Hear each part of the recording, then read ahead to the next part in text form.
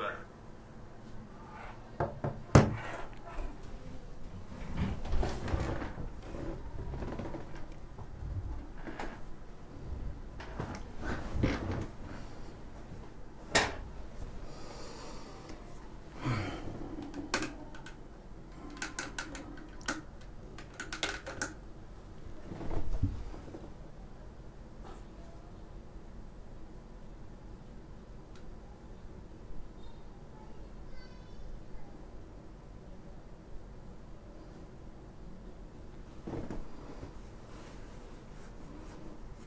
Bismillah.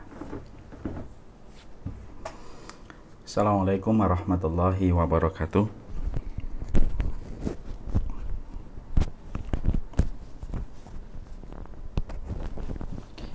Assalamualaikum warahmatullahi wabarakatuh. Innal hamdalillah wassalatu wassalamu ala Rasulillah wa ala alihi wa sahbihi wa man tabi'ahum bi ihsan ila yaumil qiyamah.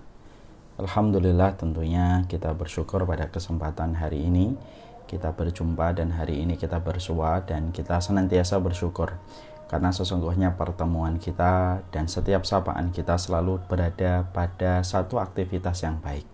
Kita bertemu, kita bersapa pada satu taman ilmu, dan kita harapkan kita bertawasul bermula dari taman ilmu bermuara pada taman surga. Semoga antum semuanya senantiasa diberikan oleh Allah keberkahan. Antum hari ini senantiasa menempatkan orang tua antum dalam doa-doa terbaik antum, dan semoga antum senantiasa menempatkan pasangan-pasangan antum menjadi prioritas kita di dalam berdoa. Salah satu di antara karakteristik orang yang saling mencintai karena Allah, yaitu adalah orang yang mencintai, orang yang paling banyak mendoakan pasangannya, orang yang paling banyak mendoakan suaminya, orang yang paling banyak mendoakan istrinya. Maka itu salah satu indikator tanda kecintaan mereka di dalam keluarga disandarkan kepada Allah. Banyak orang yang mereka mengaku cinta kepada suaminya, mengaku cinta kepada istrinya, tapi ternyata justru nama suaminya dan nama istrinya jarang disebutkan dalam setiap doa-doa yang dia panjatkan kepada Allah. Padahal salah satu indikator tanda cintanya kita kepada Allah, yaitu ketika kita mencintai pasangan kita semata-mata karena Allah, maka itulah yang kita sandarkan. Namanya menjadi nama yang paling sering membasahi lisan kita untuk kita panjatkan di pintu-pintu langit setelah kita banyak mendoakan orang tua kita. Semoga urusan antum dan keluarga semua dalam kondisi yang baik, dalam kondisi yang barokah, dan semoga senantiasa kita diberikan kemudahan oleh Allah. Kita juga bersyukur pada kesempatan pagi kali ini, kita juga diberikan kesempatan untuk menghirup udara di waktu pagi, sebagaimana yang pernah saya sampaikan di dalam perkataan dari Hasan Al-Basri. Sesungguhnya kenapa udara pagi selalu tampak lebih segar dan tampak menenangkan, damai kalau kita menghirup udara di waktu pagi. Tidak sama dengan kita menghirup udara jam 9, tidak sama dengan kita menghirup udara jam 1 siang, jam 2 siang. Tapi selalu menghirup udara di waktu habis subuh itu tampak masuk pada palung hati kita dan jiwa kita begitu dalam. Kenapa setiap kita menghirup nafas, menghirup udara di waktu pagi sampai begitu merasuk pada palung hati kita, masuk pada sela-sela paru-paru kita begitu jernih dan begitu bersihnya? Karena sesungguhnya kata Hasan Al-Basri, karena udara di waktu pagi merupakan udara yang paling bersih. Karena sesungguhnya orang-orang munafik belum bangun dari tidurnya, dan mereka belum mengotori udara dengan setiap nafasan dan hembus mereka ketika mereka menyatakan beriman tetapi hati mereka benci kepada apa yang Allah turunkan. Makanya orang-orang munafik adalah orang yang paling sulit untuk bangun di waktu pagi dan menyaksikan sholat subuh berjamaah di masjid. Kita tidak boleh sombong kalau kita mampu melakukan itu, tapi ini sekaligus pula menjadi pegangan. Siapapun yang ingin berlari dari sebuah kubangan kemunafikan, maka hendaklah dia senantiasa menyaksikan dirinya berada di rumah-rumahnya Allah ketika di waktu pagi sebelum mentari menghangatkan bumi. Siapapun yang telah hadir di rumahnya Allah sebelum mentari menghangatkan bumi, berarti kita menyaksikan keimanan yang bertengger pada hatinya. Sekaligus pula kita menyaksikan bagaimana kebaikan yang dia miliki, karena siapapun yang bangun di waktu pagi terlepas dan terbebas dari sifat kemunafikan. Alhamdulillah, pada kesempatan hari ini kita berjumpa. Alhamdulillah pada kesempatan hari ini kita bertemu.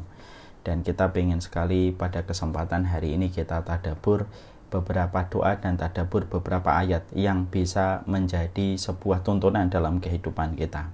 Karena sesungguhnya agama ini adalah agama referensi, setiap ilmunya merupakan tatanan yang menjadi tuntunan dalam kehidupan kita. Siapapun yang mereka mengimani agama ini dengan benar, agama ini bukan agama ibadah mahdhah semata, tetapi agama ini adalah way of life, agama ini adalah pandangan kehidupan kita. Dan sesungguhnya agama ini merupakan tatanan sekaligus pula mengarahkan kita menuju kepada tuntunan.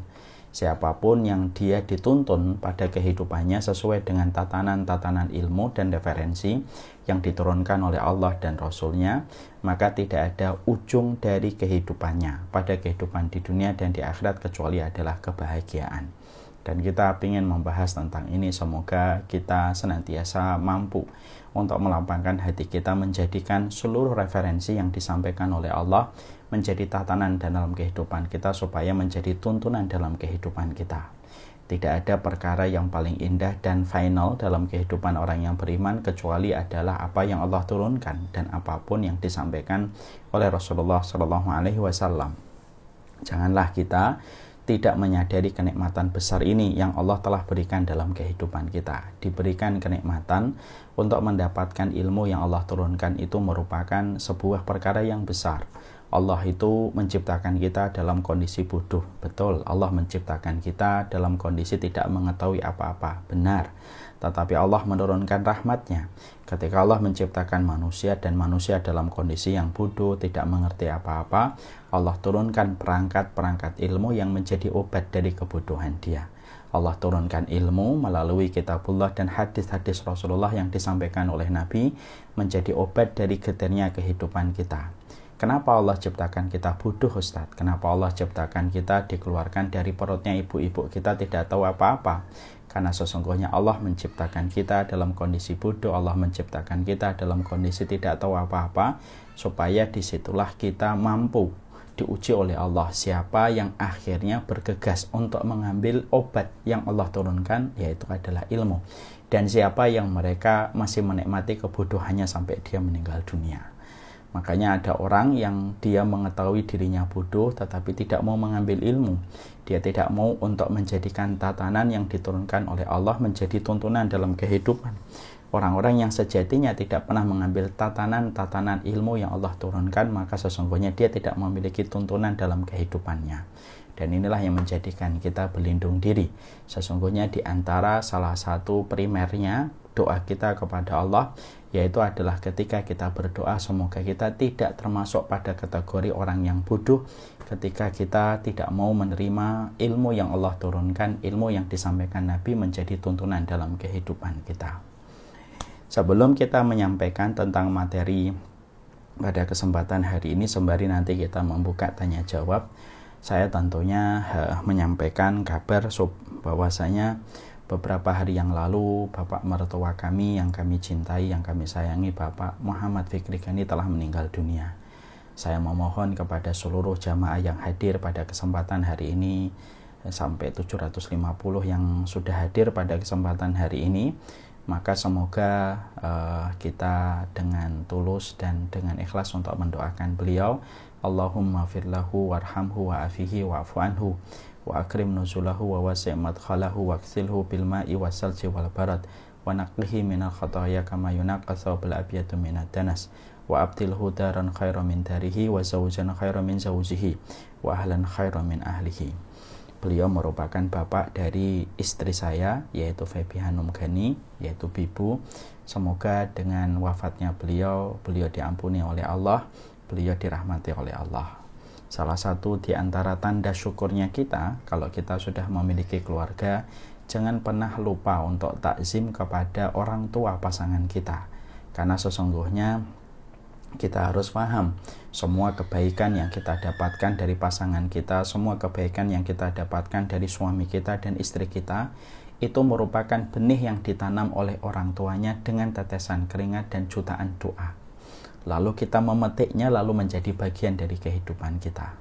Seorang istri harus paham, suami yang dia miliki merupakan seorang laki-laki di mana itu merupakan kristalisasi dari doa-doa yang panjang seorang ibu dan tetesan-tetesan keringat seorang ayah sampai jadilah dia seorang laki-laki yang menjadi suami kita.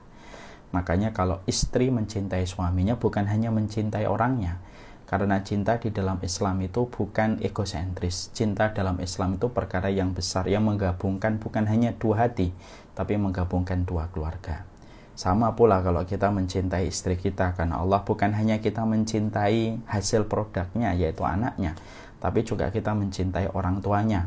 Karena bagaimanapun orang tuanya dialah yang telah mendidik anak itu menjadi anak yang memiliki kelebihan, dan kelebihan itulah yang menjadikan kita menikahi pasangan kita. Ayo yang hadir pada kesempatan hari ini juga harus menyempatkan untuk mendoakan bapak mertuanya, mendoakan ibu mertuanya. Semoga mereka dipanjangkan umurnya di dalam ketaatan, dipanjangkan umurnya dalam ibadah. Dan semoga diberikan oleh Allah kematian husnul khotimah kelak. Karena sesungguhnya orang yang paling berhak kita doakan setelah kita mendoakan ibu kita, bapak kita, maka itu adalah suami dan istri kita. Setelah mendoakan mereka, kita mendoakan keluarganya. Karena sesungguhnya disitulah wujud rasa terima kasih kita kepada manusia atas kebaikan yang telah dia berikan kepada kita. Ingat dengan apa yang pernah disampaikan oleh Rasulullah SAW, man lam yashkurin nas, lam yashkurillah. Barang siapa yang belum mampu berterima kasih kepada manusia, maka dia tidak mampu berterima kasih kepada Allah. Maka itu pula yang harus kita pahami, terima kasihlah kepada bapak mertua kita, ibu mertua kita, karena apapun kondisinya, maka sesungguhnya dia telah melahirkan anak yang menjadi pasangan hidup kita. Itulah yang harus kita mengerti. Urusan mereka memiliki kekurangan, itu antara mereka dengan Allah. Tapi kewajiban kita adalah terus berbuat baik, dan salah satu indikator perbuatan baik kita adalah bagaimana kita mendoakan mereka, mencintai mereka. Inilah yang kemudian kita harus pahami dan harus kita mengerti.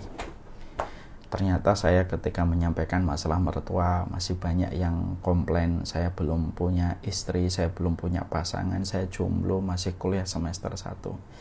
Bagi yang kemudian belum menemukan pasangan, bersabarlah, walaupun sebentar lagi Dajjal mungkin muncul. Antum harusnya bergegas untuk Antum harusnya mempercepat langkah antum untuk menikah, akhil karim. Semoga dengan antum menikah, ada orang yang akan membuat antum di dalam kebaikan, insya Allah. Dan kalau memang antum belum menikah, mungkin Allah takdirkan antum bukan mendapatkan pasangan yang biasa, tetapi semoga antum nanti mendapatkan pasangan-pasangan yang luar biasa. Kalau antum ditanya, kok belum nikah, itu bilang aja, Allah mungkin mempersiapkan bagi saya mutiara di dasar lautan, di mana butuh proses yang panjang, karena yang terbaik itu tidak didapatkan dengan segera. Kalaulah mendapatkan kerikil di pinggir jalan itu banyak, tapi moga Allah memberikan kepada saya mutiara di dasar lautan. Nah, itu jawaban paling enak, sekaligus pula untuk menghibur hati kita, supaya kemudian hati kita diberikan oleh Allah kebaikan. Halo? Yuk, ikut yuk. Live. Antum di mana? Udah, saya sudah tunggu ya. Ini saya sudah online. Oke. Semoga antum-antum yang belum menikah akan mendapatkan mutiara-mutiara di dasar lautan dan bukan mendapatkan kerikil-kerikil di pinggir jalan. Amin insyaallah. Dan saya mengkhususkan doa, ya Allah ya Rabbana, bagi keluarga-keluarga kami dalam dakwah yang hari ini sampai detik ini belum mendapatkan pasangan hidupnya, belahan hatinya, curahan jiwanya, maka dekatkanlah ya Allah dan berikanlah mereka jodoh yang terbaik dengan cara dan metode yang Engkau ridhoi ya Allah. Jauhkanlah mereka dari cara yang salah, jauhkanlah mereka dari pasangan yang bisa membuat rambut mereka beruban sebelum waktunya. Jauhkanlah mereka dari pasangan-pasangan yang membuat mereka tua, lebih tua daripada usia yang mereka miliki. Jadikanlah mereka mendapatkan pasangan hidup yang membantu urusan akhirat mereka, yang membantu urusan dunia mereka. Bagi laki-laki, maka berikanlah kepada mereka seorang wanita yang mampu untuk menyenangkan hati suaminya. Bagi seorang wanita, semoga mereka mampu mendapatkan seorang laki-laki yang qawam, yang baik akhlaknya di dalam membimbing istrinya dan keluarganya. Sallallahu ala nabiyyina Muhammad walhamdulillahi rabbil alamin. Masya Allah. Ini siapa yang paling keras bilang amin? Ya kita harus yakin dengan doa kita. Ya. Boleh nggak mendoakan orang? Boleh nggak Ustadz kita mendoakan orang untuk menjadi pasangan hidup kita lalu kita sebutkan namanya? Boleh, sebutkan namanya. Tapi kalau kita sudah menyebutkan namanya, ketika kita berharap dia menjadi jodoh kita, kalau ternyata dia tidak menjadi jodoh kita, jangan kita kecewa.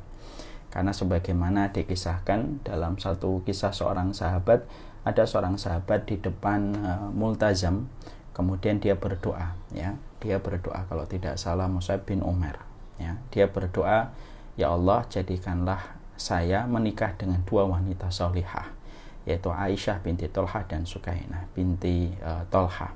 Maka kemudian beliau menyebutkan dua nama wanita, di mana dua wanita itu adalah wanita yang terkenal dengan kesolihannya, ilmunya, dan terkenal pula dengan nasabnya yang mulia. Dan ternyata Masya Allah ya, doa yang dipanjatkan di depan multazam menjadi doa yang dikabulkan oleh Allah. Akhirnya beliau menikahi wanita tersebut, dua wanita itu menjadi istrinya beliau. Nah, sebelum kita menyampaikan materi, kita akan panggil host kita, Samila series kita. Ya, semoga dengan adanya beliau bisa kita ngobrol dari kajian yang akan kita selenggarakan. Assalamualaikum Ustaz. Assalamualaikum warahmatullahi wabarakatuh. Assalamualaikum. Waalaikumsalam Ustaz. Ya, insyaallah. Gimana kabarnya Mas Sabto? Alhamdulillah Ustaz. Ustaz Ya, makin sehat. Ya, alhamdulillah, insyaallah. Semoga Allah berikan keberkahan untuk urusan hidup kita. Amin. Sudah bangun, Nafi? Sudah Ustaz. Sudah dong. Ini kayaknya di sini waktunya lebih panjang Ustaz. Oh gitu. Kenapa bisa lebih panjang? Emang antum di luar negeri? Bekasi itu kan luar negeri Ustaz. Bekasi itu jauh. Bekasi itu harga mati. Iya, Masya Allah. Hargaku. Padahal yuk kita bicara pada kesempatan hari ini salah beberapa tadabbur di dalam Quran. Antum kok kayak kembar Ustaz? Waduh, saya jangan disamakan sama Sabto. Waduh. Jadi sedih disamakan sama Sabto. Ibu istri saya, gimana saya ini disamakan dengan Sabto? Beda, lihat aja beda. Beda lah. Dari timbangan aja sudah beda banget ini antara saya dengan dia. Jangan pagi-pagi lah. Iya, saya pagi-pagi kurang udah tidur, mirip-miripkan sama dia. Bagi yang membawa buku, mari kita buka Letter to Allah. Nabawi Live. Assalamualaikum Ustaz. Waalaikumsalam warahmatullahi wabarakatuh. Sama-sama bulat Ustaz. Wah, ini sudah visi. Wah, udah ini nggak boleh. Ya, semoga Allah mengampuni antum. Amin. Ustaz. Buka halaman doa Robbana yang ke-11. Bagi yang belum memiliki bukunya, silahkan memiliki bukunya.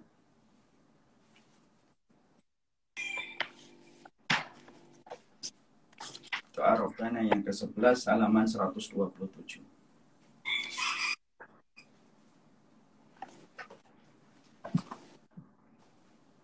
Ya, Ustaz. Coba antum baca surat Al-A'raf ayat 47 akhir kali. Robbana ya, Ustaz? Iya. Buku apa, Ustaz? Buku Letter to Allah. Buku yang saya susun sendiri. Kapan umroh bareng lagi, Ustaz? Masya Allah, Mbak Dian Busta. Insya Allah kita sebentar lagi akan umroh lagi kalau sudah dibuka. Buku judulnya apa, Ustaz? Letter to Allah.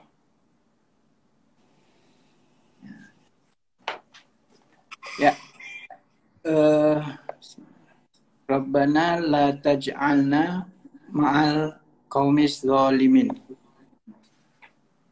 Ya, dibaca itu artinya. Wahai Rabb kami, janganlah engkau tempatkan kami bersama orang orang yang zalim itu? Ya. Dibuka halaman 127. Salah satu di antara perkara yang kita pahami di dalam doa itu adalah ketika kita paham doa itu tidak hanya dipanjatkan oleh orang yang begitu kangen dan begitu rindu dengan surga. Banyak orang yang menyangka bahwasanya asumsinya doa itu hanya dipanjatkan sama mereka yang merindukan surga. Ketika mereka memulung amalan supaya memasukkan mereka dan memantaskan mereka ke surga, akhirnya doa itulah yang paling banyak diucapkan oleh komunitas ini. Saya dulu termasuk orang yang memiliki asumsi bahwasanya doa itu hanya dipanjatkan oleh mereka yang mereka itu ingin sekali mendapatkan surga, tetapi ternyata salah. Sesungguhnya doa itu bukan hanya diucapkan sama mereka yang ingin mendapatkan surga, termasuk di antara doa itu dipanjatkan pula oleh para malaikat, dan ternyata para malaikat itu pun berdoa. Para malaikat di dunia dan para malaikat nanti di akhirat pun mereka berdoa. Mereka berdoa kepada orang yang beriman, karena salah satu tugasnya para malaikat itu mendoakan orang yang beriman, yang mereka memiliki rasa rindu dan rasa kangen kepada surga dan pertemuan mereka dengan Allah. Mereka selalu berdoa. Mereka mendoakan orang-orang yang beriman semacam ini, dan itu adalah salah satu tugas yang malaikat. Jadi kalau ditanya apa tugasnya malaikat, banyak. Salah satu tugasnya malaikat memberikan motivasi orang yang beriman. Salah satu tugasnya para malaikat itu mereka mendoakan orang yang beriman. Makanya terkadang kita sering jumpai kenapa ada orang-orang beriman ujiannya berat, ujiannya sulit, ujiannya sukar, tapi kenapa mereka mampu menghadapi setiap ujian itu walaupun ujian itu berat. Senyuman tidak pernah terusir dari rona wajahnya, dan mereka nampak bagaimana kerinduan pada setiap urusan mereka walaupun ujian mereka berat. Kalau saya dan antum pernah melihat ada seseorang yang beriman ujiannya bertubi-tubi tetapi dia mampu tetap tersenyum, seakan-akan kekuatan yang dia miliki dalam menapak jalan keimanan tidak pernah habis, itu disebabkan karena para malaikat yang tidak pernah berhenti untuk mendoakan mereka, memotivasi mereka supaya mereka mampu menapak terus dalam perjalanan kebaikan. Itu salah satu di antara doanya para malaikat. Dan di antara tugasnya malaikat itu juga mendoakan orang yang beriman. Dan itu yang kita dapati ketika kita mendapati orang-orang yang beriman, mereka itu didoakan oleh para malaikat. Dan dulu saya menyangka bahwasanya hanya penduduk surga yang ingin mendapatkan surga dan malaikat yang banyak berdoa. Tapi termasuk salah satu di antara komunitas mereka yang berdoa itu bukan hanya malaikat, bukan hanya orang yang beriman, tapi termasuk penduduk A'raf itu juga mereka banyak berdoa kepada Allah. Mereka juga berdoa kepada Allah nanti di akhirat. Mari kita bahas siapa itu penduduk A'raf, siapa itu mereka, dan bagaimana doa mereka. Dan siapakah mereka nanti dalam kehidupan di akhirat. Karena sesungguhnya ada penduduk, dia bukan penduduk bumi, tetapi penduduk di akhirat. Dia bukan penduduk surga, dia bukan penduduk neraka, tapi dia penduduk A'raf. Siapa itu orang yang mendiami A'raf yang kemudian akhirnya kita diceritakan oleh Allah Subhanahu wa taala supaya kita paham, supaya kita mengerti. Mari kemudian kita, kalau yang punya kitab tadi dibuka pada halaman 127. Kalau kemudian kita di dalam surat, silahkan buka surat yang ke-7, surat Al-A'raf. Kita buka surat Al-A'raf, yaitu adalah ayat yang ke-44. Silakan dibuka Mas Sabto. Surat Al-A'raf ayat yang ke-44.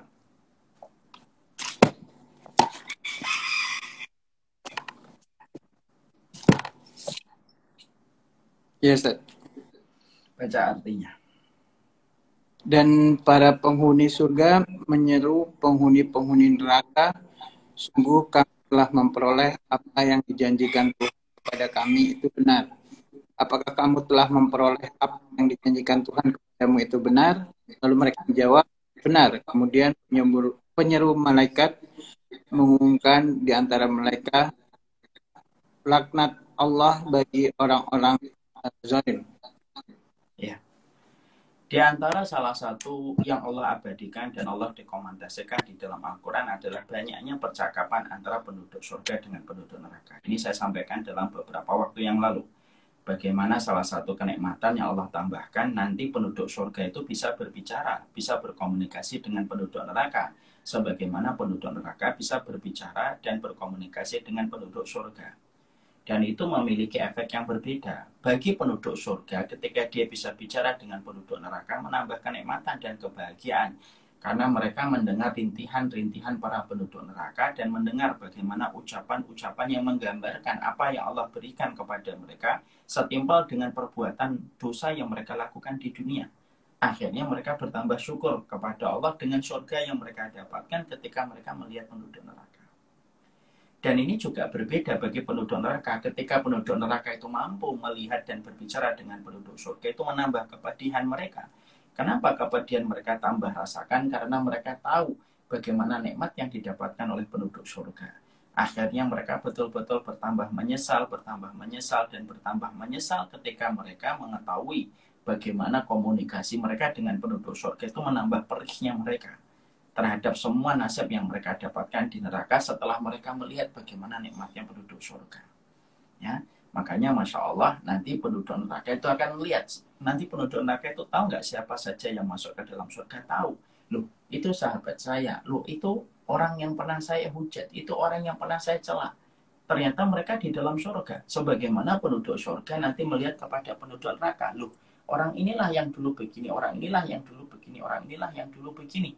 Dan itu semuanya disaksikan secara nyata, secara jelas. Sekali lagi, kalau kalian bertanya, kenapa Allah mengabadikan skrip dokumentasi dialognya antara penduduk surga dengan penduduk neraka, supaya penduduk surga bertambah nikmatnya, supaya penduduk neraka itu bertambah pedihnya dan perihnya ketika mereka berbicara dengan penduduk surga. Maka di antara salah satu dialognya penduduk surga itu apa? Yaitu ketika Allah mengabadikan di dalam ayat yang ke-44 surat Al-A'raf. Allah menyampaikan wanada ashabul jannati ashaban nari. Jadi ternyata penduduk-penduduk surga itu memanggil dan menyeru penduduk neraka. Jadi kemudian penduduk neraka nanti dipanggil. Kalau panggilan keseharian kita, mereka mengatakan, "Hei penduduk neraka." Maka penduduk neraka dikisahkan mereka mampu mendengar ucapan itu. Lalu penduduk surga itu mengatakan, "Angkat wajadna ma wa'adana rabbuna haqqa, fahal wajadtum ma wa'ada rabbukum haqqa?" Maka kemudian penduduk surga itu ketika memanggil penduduk neraka yang sedang mendapatkan timpangan, mendapatkan limpahan adab-adab yang perih yang ditimpakan malaikatul adab kepada mereka, maka dipanggil sama penduduk surga. "Hei penduduk neraka, apakah sesungguhnya kami telah mendapatkan apa yang dijanjikan oleh Allah? Dan apakah kalian telah mendapatkan apa yang diancamkan oleh Allah kepada kalian ketika kalian hidup di dunia?" Jadi penduduk surga itu menegaskan tentang nikmat yang didapatkan. Kami sudah mendapatkan janjinya Allah. Janji dibalik ridho, janji dibalik sholat, janji dibalik sabar, janji dibalik menegakkan syariat, janji dibalik mencintai sunnah. Kami sudah dapat nih, kami mendapatkan surga. Angkat wajadna ma wa'adana rabbuna. Kami telah mendapatkan apa yang dijanjikan oleh Allah. Dan janjinya Allah itu ternyata tidak sama sekali tidak menyelisih apapun. Setelah kemudian penduduk surga menyatakan betapa besarnya nikmat yang mereka dapatkan dari Allah ketika mereka mendapatkan surga, maka penduduk surga ini kemudian berkata, "Hal wajadtum ma wa'ada rabbukum haqqan?" Maka penduduk surga itu berkata, "Apakah kalian itu dulunya ketika kalian itu mengingkari Allah, ketika kalian itu tidak takut sama Allah, melakukan zina, menentang syariat Allah, membenci hukumnya Allah, berzina, minum khamr, makan riba, dan lain sebagainya?" Lalu penduduk surga berkata, "Hal wajadtum ma wa'ada rabbukum haqqan?" Apakah kalian sudah mendapatkan apa yang diancamkan oleh Allah untuk kalian ketika kalian itu bermaksiat kepada Allah dan tidak pernah takut kepada Allah? Dan kemudian qalu na'am. Maka kemudian para penduduk neraka itu kemudian menjawab dengan singkat, "Na'am, ya Allah, ya kami telah mendapatkan apa yang diancamkan oleh Allah. Ketika dulunya kami tidak pernah takut kepada Allah, ketika kufur kepada Allah, kami telah mendapatkan apa yang Allah ancamkan.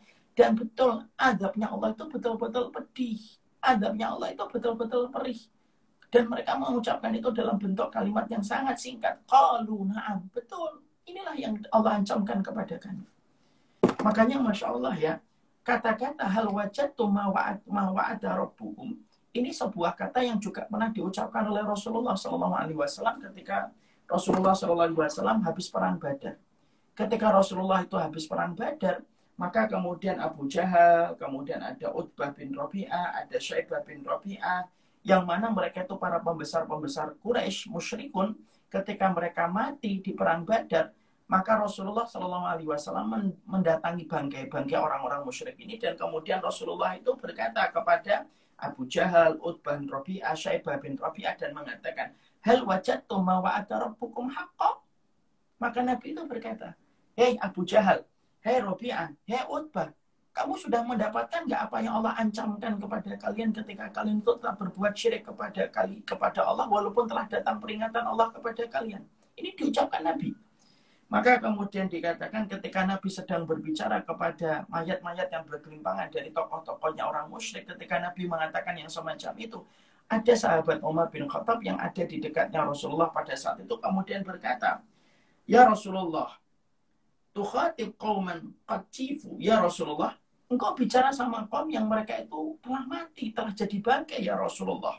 Kemudian Rasulullah mengatakan, walladzi nafsi biyadihi ma antum bi asma' lima aqulu minhum walakin la yastati'una ayyujibu.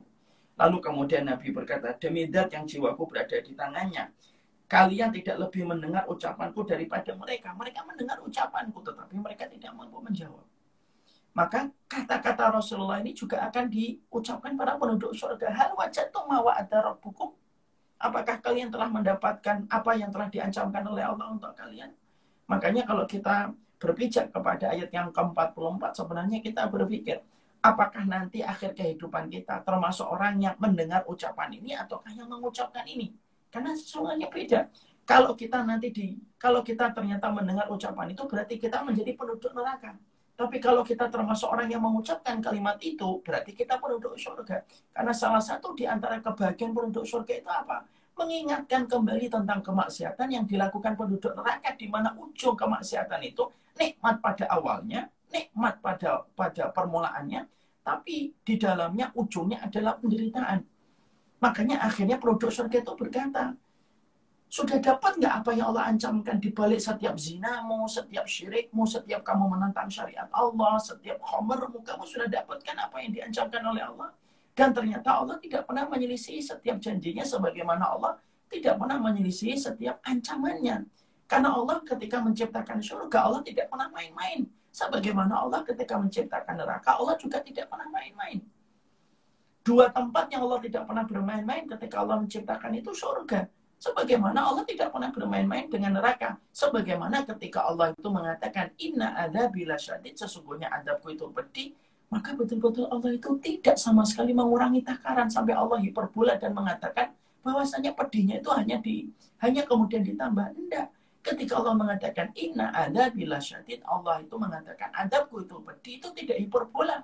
Memang betul-betul adabnya Allah itu pedih supaya memberikan ketakutan sama manusia. Dan sering saya sampaikan dalam bentuk analogi yang sederhana.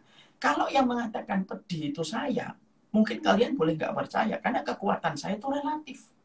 Kalau yang mengatakan pedih itu Sabto, nggak usah percaya. Karena Sabto itu dipukul dikit aja dia sudah merasakan sakit. Tapi maaf ya, kalau yang mengatakan pedih dan sakit itu adalah Mike Tyson atau McGregor atau Habib, orang yang terbiasa dipukul, kok sampai Mike Tyson, McGregor, Habib, kok sampai mengatakan sakit? Berarti pukulan orang itu betul-betul sakit. Karena yang mengucapkan adalah orang yang tidak pernah merasakan sakit kecuali dipukul dengan berat. Itu contoh dan analogi. Yang mengatakan sakit itu bukan manusia. Yang mengatakan adabku pedih itu bukan makhluk. Yang mengatakan adabku pedih itu Allah. Dat yang tidak pernah merasakan sakit, dat yang tidak pernah merasakan lemah, dat yang tidak pernah merasakan kepayahan. Dat yang maha kuat. Loh, kalau dat yang maha kuat sampai mengatakan adabku pedih, nah sekarang kita pikir, sepedih apa adab yang Allah siapkan sampai Allah yang maha kuat saja mengatakan adabku itu pedih. Ya. Makanya kemudian di sini dikatakan, hal wajadtum ma wa'ada rabbukum haqqan, kalian sudah mendapatkan nggak apa yang diancamkan oleh Rabb kalian kepada kalian? Maka penduduk surga mengatakan na'am. Fa'adzana mu'adzinun bainahum anna la'natullahi 'alal zalimin. Ketika terjadi perbincangan antara penduduk surga dan penduduk neraka, maka ketika terjadi perbincangan yang semacam ini, maka terdengarlah suara. Suara itu adalah malaikat, dan malaikat itu ternyata mereka berkata, seruannya itu menggema di surga dan menggema di neraka. Apa ucapannya? Alla laknatallahi 'alal zalimin. Sesungguhnya laknat Allah itu bagi orang yang zalim. Dan ketika para malaikat itu memberikan sebuah laknat bagi orang yang zalim, karena seluruh penduduk neraka itu orang yang berbuat zalim, maka sesungguhnya ditimpakan tambahan adab ketika para malaikat itu mengucapkan laknatullahi 'alal zalimin. Sesungguhnya laknat Allah itu berlaku kepada orang yang betul-betul zalim. Ya.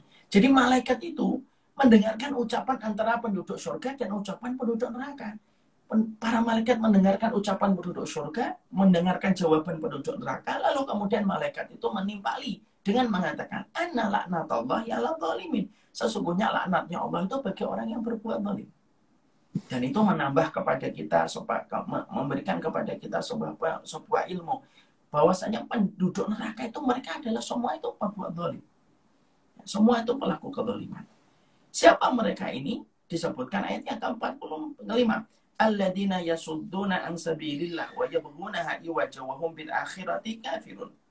Allah menyebutkan siapa itu orang-orang yang zalim yang didoakan laknat bagi para malaikat ketika mereka di dalam neraka. Ditanya oleh para penduduk surga, lalu mereka mengatakan, betul kami mendapatkan apa yang diancamkan oleh Allah. Allah sebutkan, alladzina yasudduna an sabilillah wa yabghunaha iwaja wa hum bil akhirati kafirun. Yaitu orang-orang yang menghalangi manusia dari jalan Allah dan menginginkan supaya manusia itu bengkok dan jalan itu bengkok, dan mereka kufur terhadap kehidupan di akhirat. Ya, jadi orang yang zalim itu apa? Orang yang menghalangi. Orang-orang menghalangi manusia untuk mampu menapak pada jalan kebenaran dan ingin membuat jalan kebenaran menjadi bengkok. Itulah orang yang paling pedih dalam kehidupan di akhirat. Makanya Masya Allah ya, kalaulah saya antum hari ini belum mampu berjalan di atas kebenaran sebagaimana yang Allah syariatkan, setidaknya kamu jangan membenci kebenaran walaupun kamu belum mampu untuk melaksanakan kebenaran itu. Setidaknya kamu tidak menghalangi manusia untuk berlaku benar dalam kehidupan walaupun kita belum mampu untuk melakukan kebenaran itu. Karena orang yang tidak menapak pada jalan kebenaran itu setidaknya ada dua. Ada orang yang belum mampu menapak pada jalan kebenaran, tetapi dia tidak membenci kebenaran, tetapi dia menyalahkan dirinya. Ya, harusnya memang semacam itu. Cuma saya belum mampu. Dia mengakui, dia kemudian mengakui kelemahannya, dia mengakui hawa nafsunya, sampai dia mengakui saya tahu itu benar, tapi saya belum bisa melakukan. Orang semacam ini bisa jadi diampuni oleh Allah. Karena apa? Karena ketidakmampuan itu diakui dalam bentuk penghinaan dirinya kepada dirinya sendiri. Tapi ada yang kedua, ada orang yang dia itu melihat kebenaran, kemudian dia tidak mampu melakukan kebenaran, lalu dia membenci kebenaran dan menghalangi manusia untuk menapak pada jalan kebenaran. Dia membuat narasi, dia membuat teori, dia membuat tulisan, dia membuat semua video yang dia buat hanya untuk menghalangi manusia dari jalan kebenaran. Maka orang semacam inilah yang kemudian didoakan oleh malaikat ketika terjadi dialog antara penduduk surga dan penduduk neraka. Malaikat itu berkata, anna laknatullahi 'alal zalimin. Laknatnya Allah itu bagi orang yang zalim. Alladzina yasudduna an sabilillah. Mereka lah yang menyesatkan dari jalan Allah dan mereka lah yang menjadikan jalan Allah itu menjadi bengkok. Dan sesungguhnya mereka itu tidak takut sama sekali tentang urusan akhirat.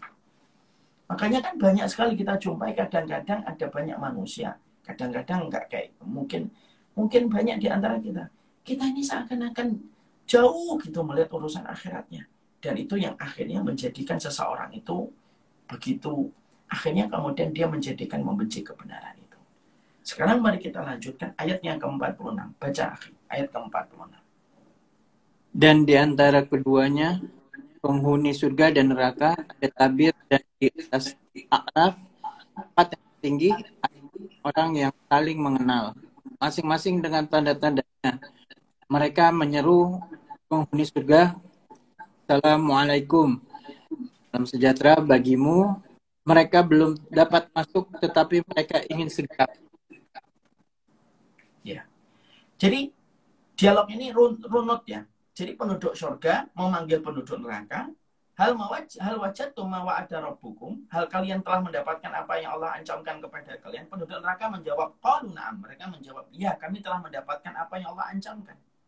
Lalu kemudian para malaikat berdoa, alna laknatullahi 'alal zalimin. Sesungguhnya laknat Allah bagi orang yang zalim. Setelah para malaikat itu mendoakan kepada orang yang berbuat kezaliman itu supaya mereka ditimpakan adab yang lebih pedih lagi di dalam neraka, kemudian wa bainahuma hijabun.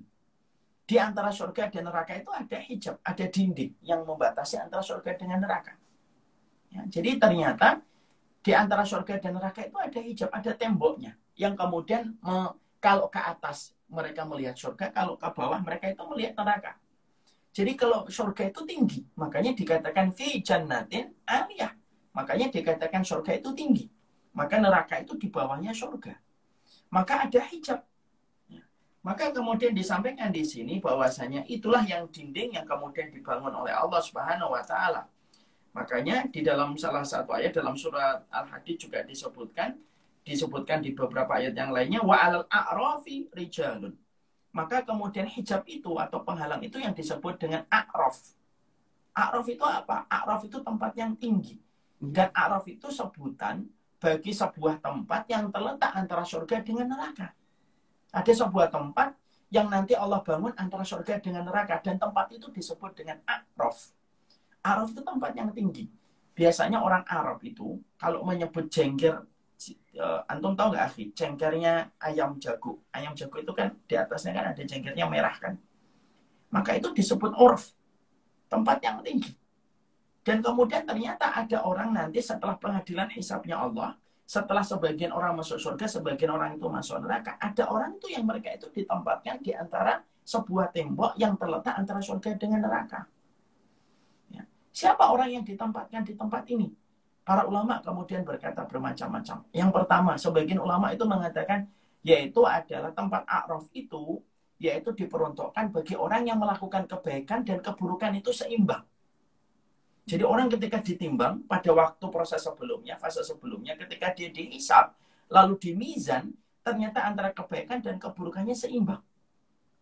Maka mereka ditempatkan di sebuah tempat yang disebut dengan a'raf. Sampai nanti Allah itu akan memberikan kepada mereka keputusan.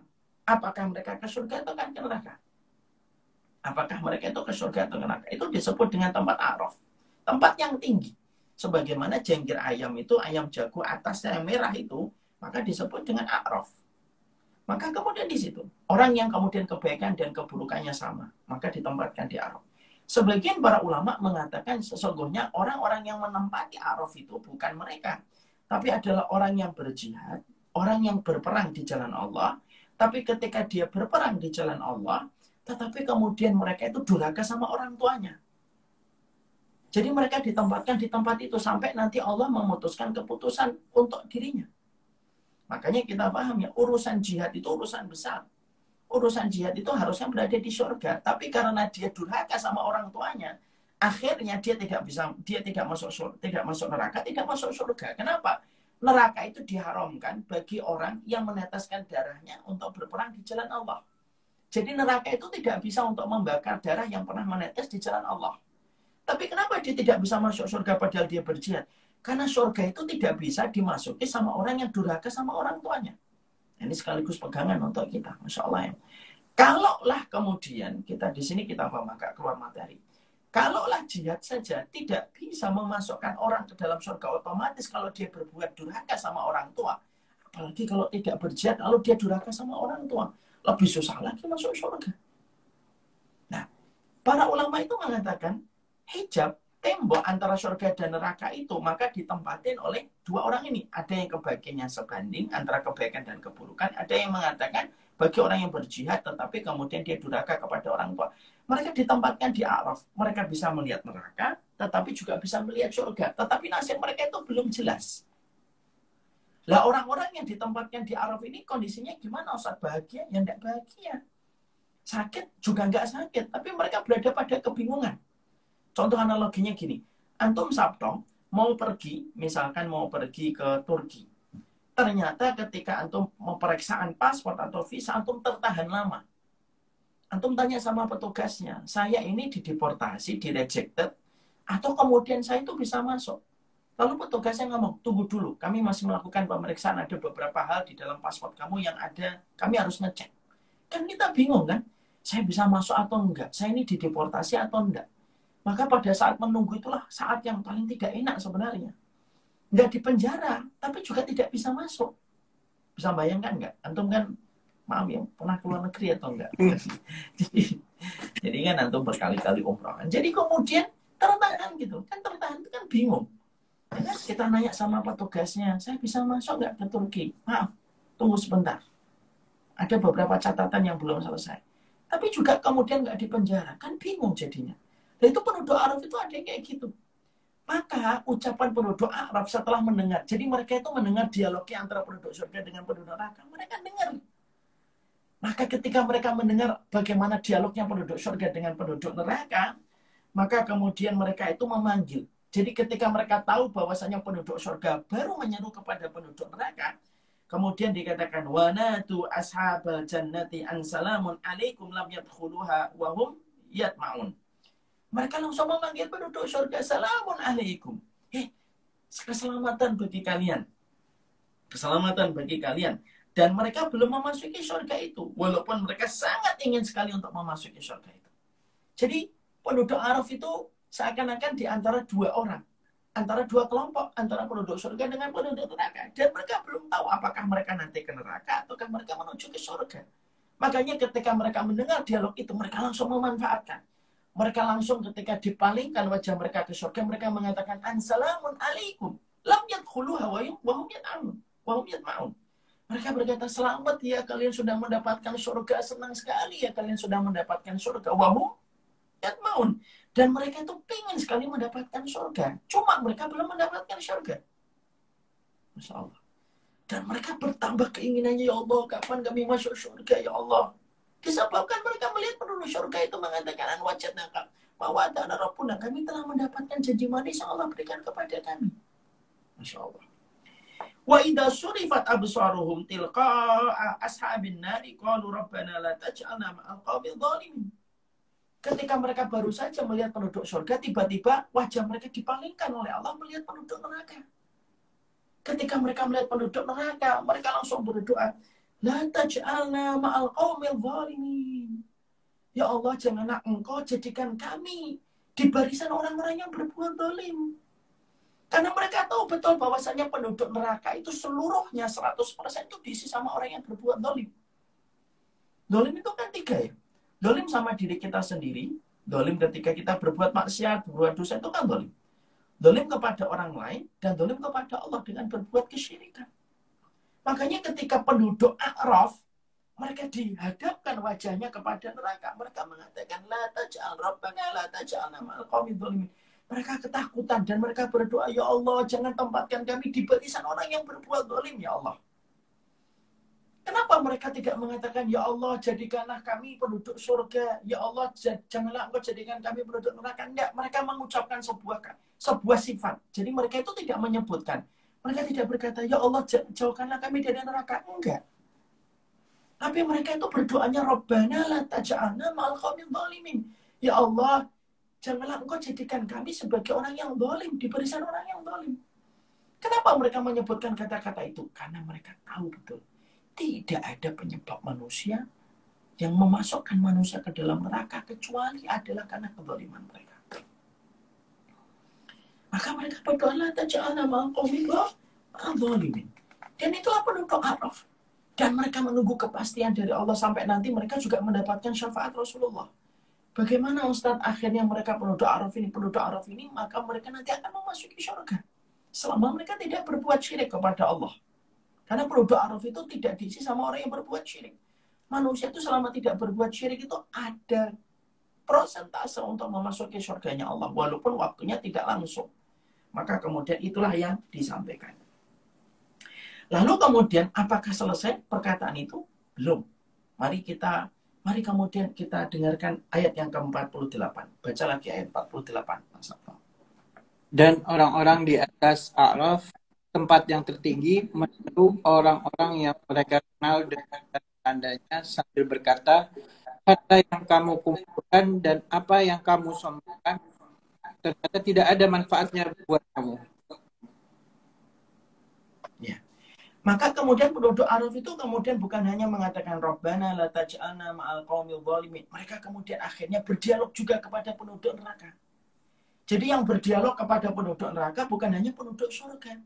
Tapi penduduk neraka pun akhirnya berdialog kembali dengan penduduk neraka. Soal penduduk Araf itu. Apa yang dikatakan penduduk Araf?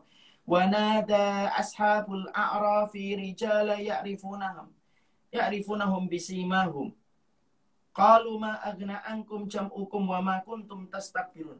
Orang-orang yang di atas saraf itu memanggil pemuka-pemuka, orang-orang yang kufur, orang yang punya banyak maksiat. Karena banyak orang-orang yang melakukan kesyirikan, kemunafikan itu dulunya viral di dunia. Jadi orang-orang yang kemudian itu dikenali sama orang-orang penduduk Araf. Orang-orang yang terkadang penduduk neraka itu, sebagian para ulama itu mengatakan, sebagian penduduk neraka itu adalah orang yang viral di dunia. Abu Jahal itu kan viral, Utbah bin Rabi'ah itu viral. Dikenal namanya. Abu Lahab itu dikenal namanya oleh penduduk kaum itu dengan baik. Makanya kemudian penduduk Arab itu tahu, orang-orang yang kemudian viral itu terkadang, orang-orang viral, itu terkadang mereka itu penduduk neraka ketika menyerukan terus, yaitu perbuatan mereka untuk membenci kepada apa yang Allah turunkan. Apa yang dikatakan mereka? Ma'agna ankum jam'ukum. Ya. Lalu kemudian mereka berkata, tidak ada manfaatnya harta yang kalian kumpulkan. Dan tidak ada manfaatnya apa yang kalian sombongkan. Jadi apa yang kalian banggakan dari harta yang dulu kalian banggakan sampai kalian menjadi viral. Lalu dengan harta itu kalian menghalangi manusia dari jalan Allah. Lalu dengan harta itu kalian akhirnya berbuat maksiat kepada Allah. Ma'agna ankum jam'ukum. Wa ma kuntum tastakbirun. Apa yang kalian sombongkan di mana sekarang? Apa yang kalian banggakan di atas manusia itu mana sekarang? Yang kalian dulu menjadi viral lalu dengan semua harta itu menghalangi manusia dari jalan Allah. Justru dengan harta yang kalian miliki justru menjadikan orang berbuat kemaksiatan. Itu mana kalian? Gak ada gunanya sekarang. Dan itu menambah penyesalan penduduk neraka. Jadi jangan kemudian akhirnya apa? Penduduk Araf ini mengucapkan itu akhirnya menambah kepedihan di mana penduduk neraka itu hanya diam aja terpekor sembari mereka merasakan sakit. Ya, mereka berkata apa? Ma'agna ankum jam'ukum wa ma kuntum tastakbirun. Mana hartamu? Hartamu mana? Mana jabatanmu? Mana kemudian kekuasaanmu itu mana? Gak ada bermanfaat kan kalau sudah di hari kayak gini itu gak ada manfaatnya. Dan apa yang kalian sombongkan? Dan mengucapkan itu bukan dalam ucapan lembut, tapi dalam ucapan yang betul-betul intonasinya itu intonasi yang menyayat hati. Antum lihat ya, akhi, kadang-kadang kalau orang tua lagi marah sama anak, kadang-kadang itu intonasinya itu dari intonasi saja sudah menyakit, sudah membuat hati seorang anak itu teriris-iris. Berapa banyak ibu-ibu kalau ngomong sama anaknya gini, ya Allah nak, kurang apa sih ibu itu baik sama kamu? Kadang-kadang suaranya nggak keras, tapi hati anak itu teriris-iris. Berapa banyak ibu-ibu kalau ngomong sama anaknya yang hamil sebelum nikah gitu, naudzubillah min dzalik, dia berkata, ya Allah nak, mama besarin kamu dari kecil, kamu dibersihin kotorannya. Tapi ketika kamu besar, kamu serahkan dirimu sama orang yang belum menikah dengan kamu. Kata-katanya kadang-kadang nggak keras, tapi menyayat hati intonasinya. Dan itu pula yang diucapkan oleh penduduk Arab. Penduduk Arab itu tidak dikatakan di sini berseru, berteriak, enggak. Dia mengatakan, ma'agna ankum jam'ukum wa ma kuntum tastakbirun. Mana sih hartamu? Mana yang kamu sombongkan itu mana? Dan perkataan penduduk Arab itu intonasinya menyayat hati. Menyayat hati. Sampai penduduk neraka itu semakin mereka itu nyesel. Ya Allah, kenapa dulu kami menghalangi orang dari jalan Allah? Kenapa kami menghalangi orang untuk menapak pada jalan kebenaran? Mereka semakin tersayat. Mereka semakin dalam kondisi perih. Apa yang mereka rasakan ketika mereka itu mendengarkan penduduk Arab mengucapkan yang semacam itu. Maka kemudian ahaula illadina aksamtum la yanaluhumu Allahu birahmah udkhulul jannah la khaufun alaikum wala antum tahzanun. Dibaca Mas Sabto. Sebentar. Di ayat ke-40.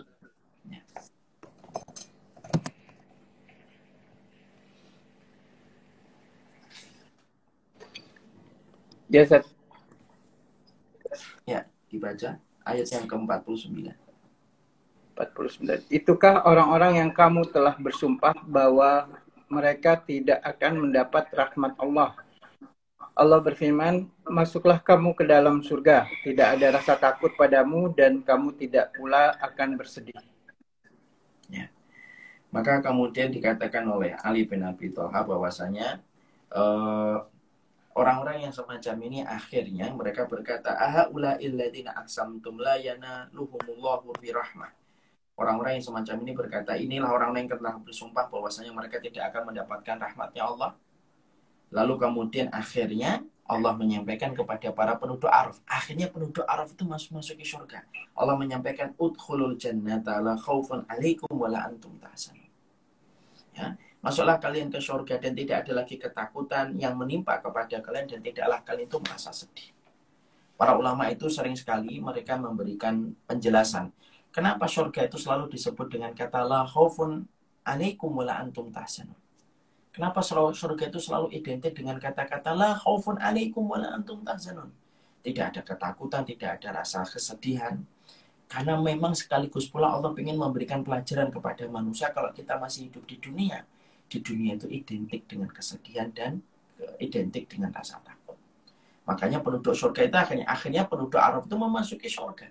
Jadi akhirnya ketika penduduk Araf itu ngomong kepada penduduk neraka, ma'agna'ankum jam'ukum wa ma kuntum tastakbirun. Akhirnya apa? Allah memberikan kepada penduduk Araf ini apa? Jatah mereka untuk mendapatkan surga. Maka kemudian Allah mengatakan, udkhulul jannah. Sekarang kalian masuk surga. Insyaallah kita bisa bayangkan. Sekarang kalian masuk surga. Penduduk Araf akhirnya diangkat oleh Allah. Sekarang kalian masuk surga. La khaufun alaikum wa la antum tahzanun. Yang mana kalian tidak takut dan tidak kalian bersedih sama sekali. Akhirnya penduduk Araf itu memasuki surga.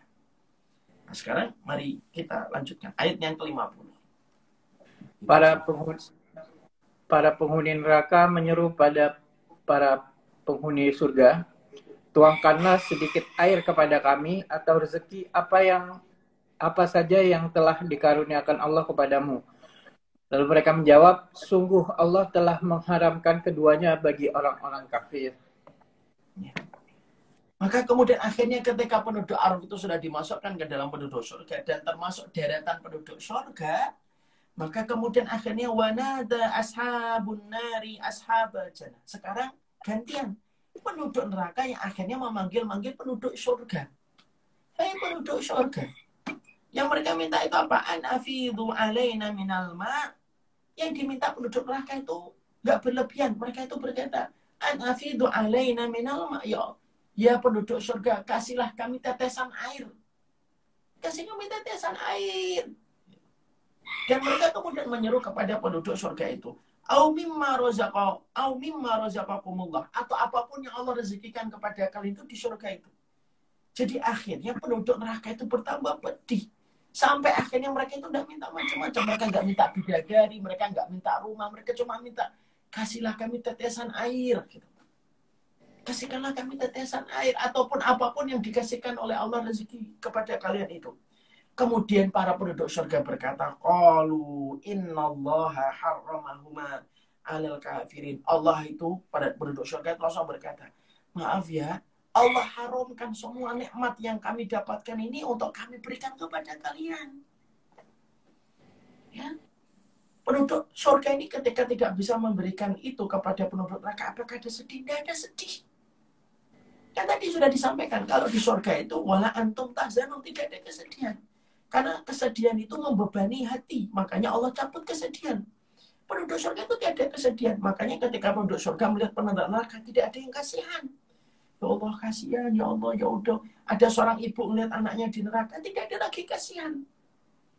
Dia kemudian berkata, ya Allah anak saya, kalau anaknya berbuat syirik, itu tidak ada lagi kasihan. Kenapa? Kasihan itu membebani hati.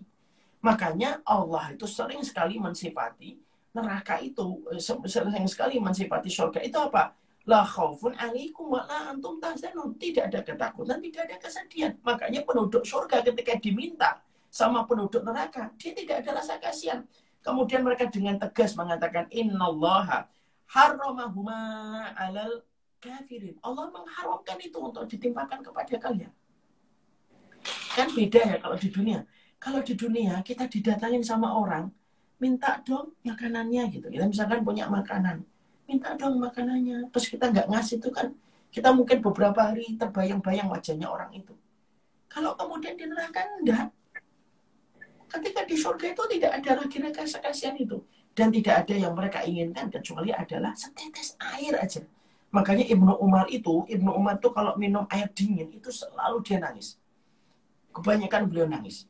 Lalu ditanya, kenapa engkau kalau minum air dingin nangis, wahai Ibnu Umar? Iya, Karena aku ingat nanti di neraka ada penduduk neraka yang cuma minta air yang dingin, itu pun mereka dihalangi dari keinginan mereka.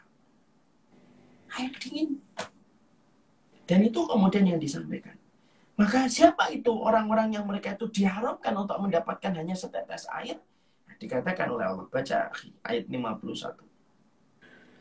Yaitu orang-orang yang menjadikan agamanya sebagai permainan dan senda gurau, dan mereka telah tertipu oleh kehidupan dunia, maka pada hari ini kiamat kami melupakan mereka sebagaimana mereka dahulu melupakan pertemuan hari ini, dan karena mereka mengingkari ayat-ayat kami. Ya. Siapa itu yang diharamkan dari tetesan-tetesan air pada waktu nanti di neraka di akhirat itu? Alladzina ittakhadhu dinahum lahwa wa la'iba wa gharatuhumul hayatud dunya. Orang-orang yang mereka itu menjadikan agama itu cuma main-main gitu. Makanya orang yang hari ini bermain-main dengan agama, semangat, silahkan gitu. Tapi semua itu pasti ada waktunya. Tidak ada pesta yang tidak usai. Ya, sekali lagi ini untuk saya dan Akhi Sabto. Tidak ada pesta yang tidak usai. Tidak ada pesta yang tidak usai. Tidak ada sebuah puncak kecuali setelah puncak itu turun. Makanya orang hari ini yang pesta dengan seluruh kemaksiatannya, pesta dengan semua rasa aman yang dia dapatkan walaupun dia memusuhi orang yang beriman. Sekali lagi, tidak ada pesta yang tidak usai. Tidak ada pesta yang tidak usai.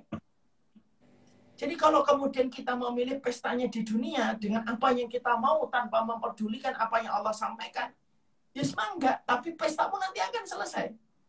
Tapi kalau kamu memilih pestamu nanti di akhirat, tidak apa-apa hari ini kita tidak pesta dengan apa yang kita inginkan, tapi kemudian kita nanti akan diberikan oleh Allah kenikmatan yang besar. Hari ini orang yang berbuat dolim, mengejek, ngolok-ngolok, ketawa-ketawa, ingat loh ya, tidak ada pesta yang tidak selesai. Makanya kemudian mereka itu dikatakan ittakhadhu dinahum lahwa wa la'iba. Mereka itu sering bercanda, mengolok-olok agama mereka. Wa gharatuhumul hayatud dunya, dan mereka dilenakan dengan kehidupan mereka dalam kehidupan di dunia. Fal yauma nansahum kama nasulika ayaumihum hada. Kama nasulika ayaumihim hada wa ma kanu bi ayatina yajhadun. Sebagaimana mereka melupakan, sebagaimana kami melupakan mereka, sebagaimana mereka melupakan pertemuan mereka dengan kami hari ini, dan mereka selalu mengingkari ayat-ayat kami. Makanya Masya Allah ya, ada sebuah perkataan yang ada sebuah hadis yang sahih dalam satu riwayat yang diterangkan oleh Imam Muslim. Nanti pada waktu hari kiamat, Allah itu kemudian berkata begini kepada orang-orang yang ada di neraka. Alam uzawijka.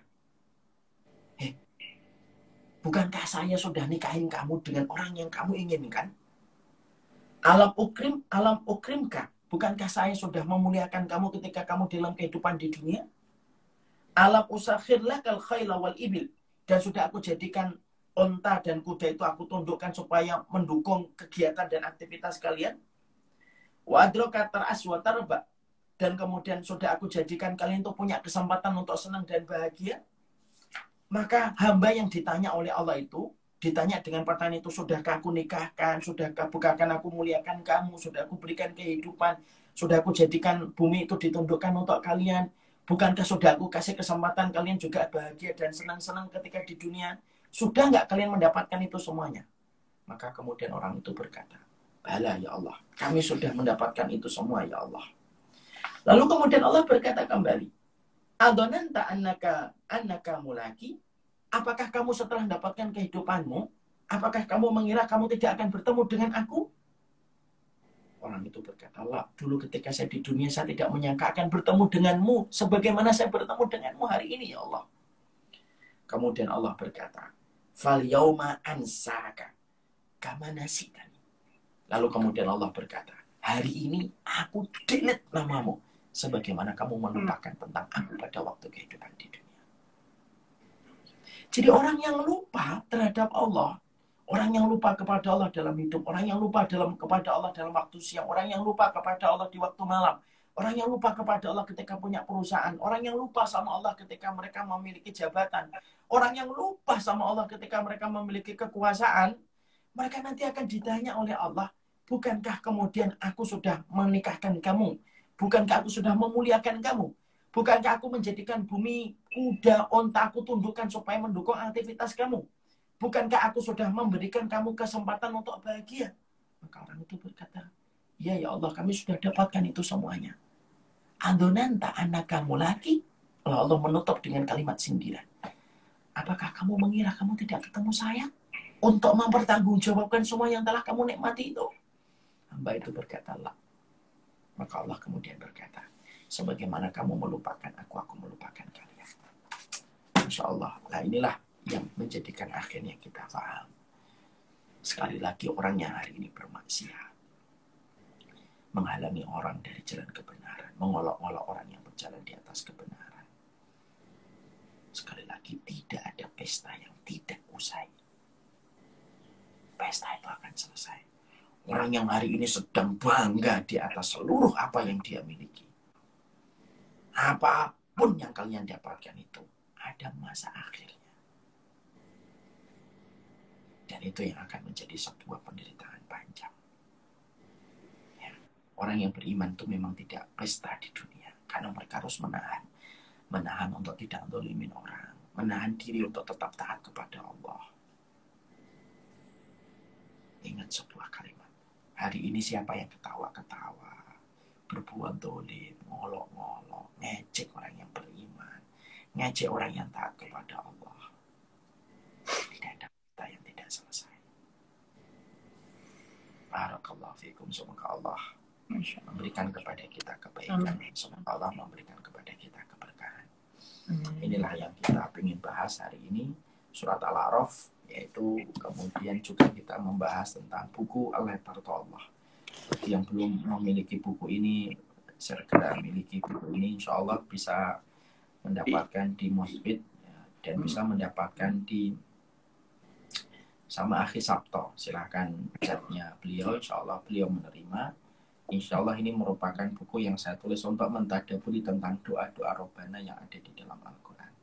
Hari ini kita membahas tentang masalah surat Al-A'raf 41, 42, 43, 44, 45, 46, 47, 48, 49 sampai 50. Dan itu merupakan salah satu di antara makna panjang. Rabbana la taj'alna ma'al qaumidh dhalimin.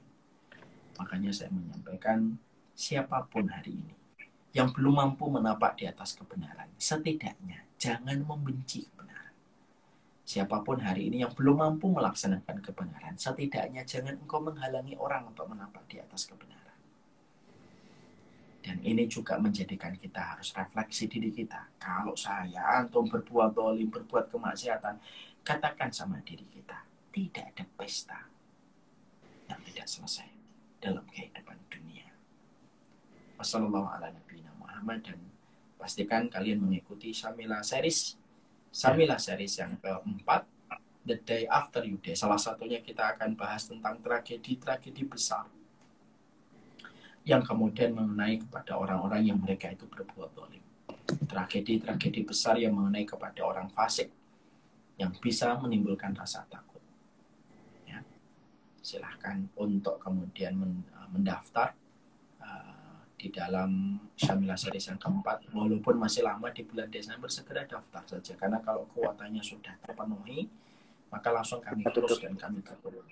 Ya, insya Allah walaupun bulan Desember. Kenapa lama Ustaz? Yang pertama karena sesungguhnya direktur kami ahli Gia ingin memberikan yang terbaik. Karena sekali lagi Syamilah series itu ingin menghadirkan sinema dalam bentuk kajian tanpa kita sadari bahwasanya kita sedang mengkaji kitab dengan nuansa yang sangat berbeda.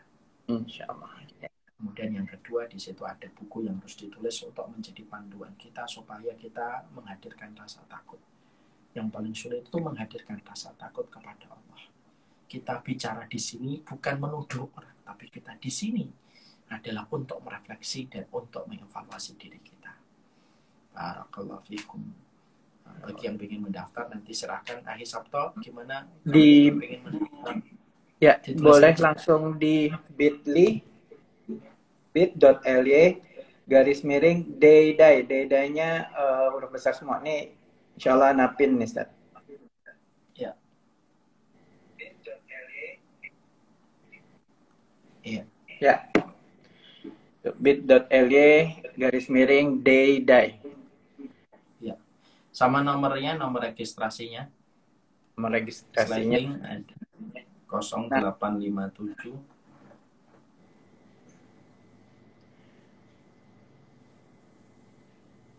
Ya, bisa dihubungin melalui WhatsApp di 0857 751. Oh ya. 0857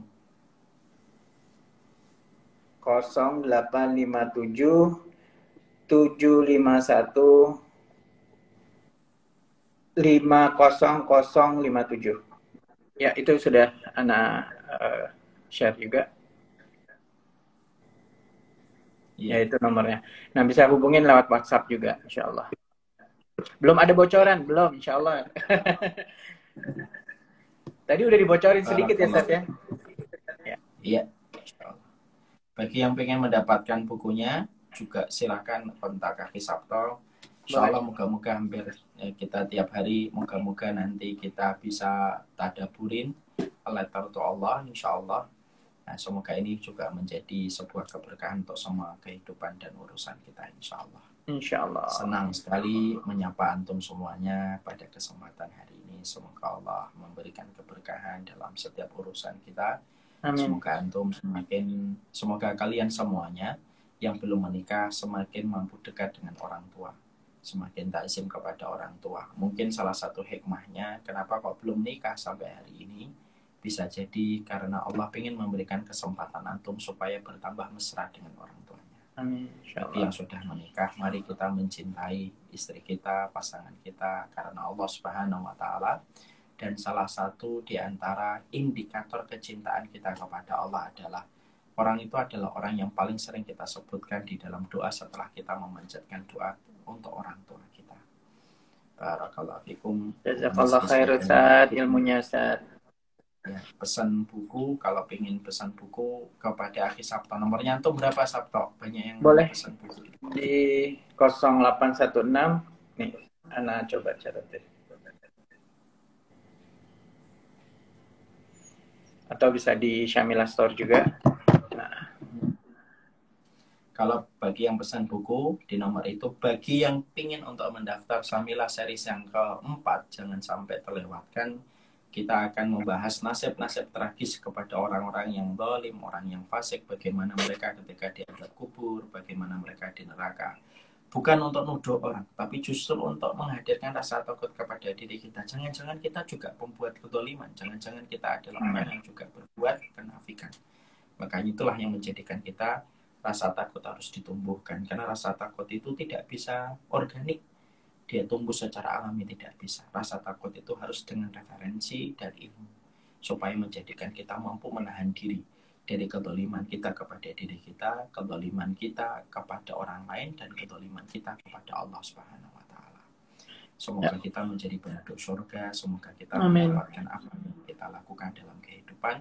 Dan ingat, siapapun yang melakukan kemaksiatan, apakah itu Umar Mita, Ade Sabto, atau siapapun, ataupun orang yang hari ini melakukan kezaliman, siapapun itu, mungkin kita, siapapun yang hari ini ketawa, seneng gitu ketika melakukan perbuatan, ketika mengingkari jalan Allah, ingat, tidak ada pesta yang tidak ada pesta yang tidak usai.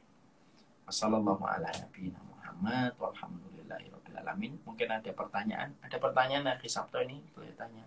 Tadi sih sebenarnya pas lewat ada yang nanyain soal tempat ini yang dinamakan Al-A'raf, Ustaz. Iya, nah, ini itu ada pertanyaan nih. Ya. Ustaz, ini ada di question. Makasih Ustaz, udah banyak ubah hidup saya, berubah kanalisanya. Amin. Jazakallah khair, sama-sama mendoakan, doakan kami, karena kami jelas lebih butuh doa.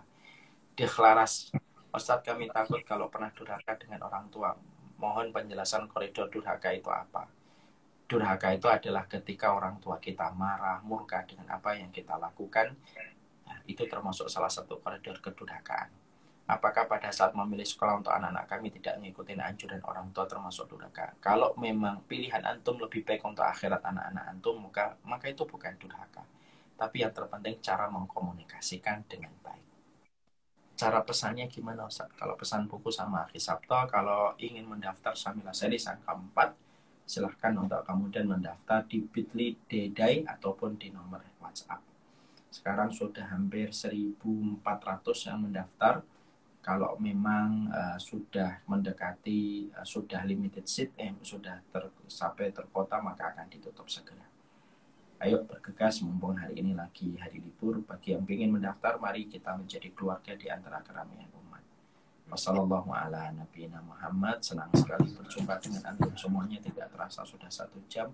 Semoga Allah memberikan kebaikan dalam setiap urusan kehidupan kita. Mohon maaf kalau saya pernah berbuat zalim, kalau saya pernah menyelisih janji, kalau saya pernah melakukan sesuatu yang menapak lara dan membekas luka. Tolong dimaafkan sebesar-besarnya. Semoga kalau antum memaafkan saya, semoga antum juga akan dimaafkan oleh Allah Subhanahu wa taala. Insya Allah ini banyak sekali yang menanyakan tentang umroh. Moga-moga nanti kita umroh. Banyak keluarga-keluarga kami di Syamila itu justru ketemunya pertama kali di umroh. Sabto ini termasuk salah satu orang yang ketemu kami di salah satunya di umroh. Ya. Ada ahli wiki, keluarga beliau juga ketemunya di umroh. Semoga nanti kalau umrohnya dibuka, maka kemudian kita bisa umroh bareng-bareng. Kita jalan di Masjidil Haram, kita pagi-pagi jalan di Masjid Nabawi, ya kan biasanya gitu ya Isab. Yeah. Kemudian biasanya kalau mendekati zuhur kita mungkin ada konsultasi, biasanya habis asar kita juga ketemu lagi ada kajian, malam sambil bahas kita. Masya Allah. Biasanya kita dalam 1 kali umroh ada 1 kitab selesai yang kita bahas selama 9 sampai 11 hari. Ya, moga-moga umroh kembali dibuka dan karena saya janji sama istri saya bahwasanya beliau juga pengen umroh. Karena saya janji gitu, di antara doa saya itu adalah kalau setiap istri saya hamil, saya selalu pengen ngajak dia umroh. Dulu ketika sebelum-sebelumnya juga gitu, ketika hamil Basam saya ajak umroh, ketika hamil Basim ngajak umroh. Nah ini yang ke-7 ini harusnya umroh, tapi ya belum bisa. Ya, mungkin gitu. Semoga nanti ikut Syamila Safar, Syamila Safar Traveling itu, Syamila Travel nanti insya Allah akan hadir kalau umrah sudah dibuka. Insya Allah. Masya Allah. Barakallahu fikum. Ini yang dapat kita sampaikan. Senang sekali berjumpa dengan antum semuanya. Semoga hari Sabtu semakin kurus, semakin sehat. Amin, sehat yang penting sehat. Masya Allah. Barakallahu fikum. Assalamualaikum warahmatullahi wabarakatuh. Waalaikumsalam.